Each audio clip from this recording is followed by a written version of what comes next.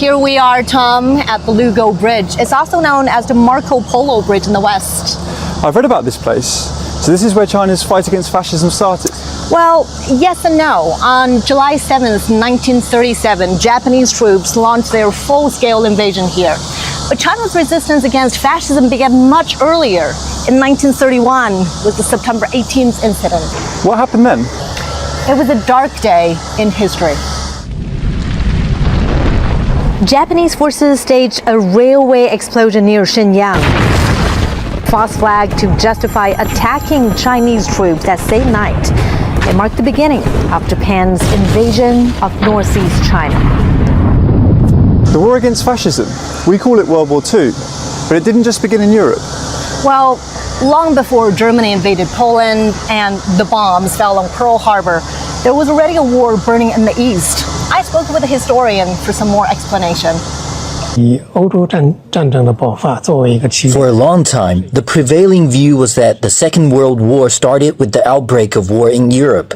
However, research shows that the conflict in China began as early as September 1931. There were two hotbeds of the war, Germany and Japan. Japan began its aggression the earliest.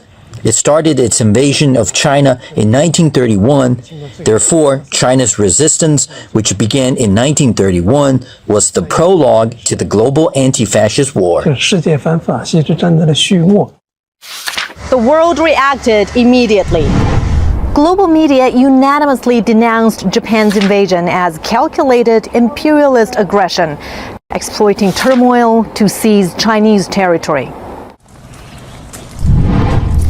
So while Europe was still at peace, China fought alone? Yes, and for years, no allies, no lend-lease, just resistance.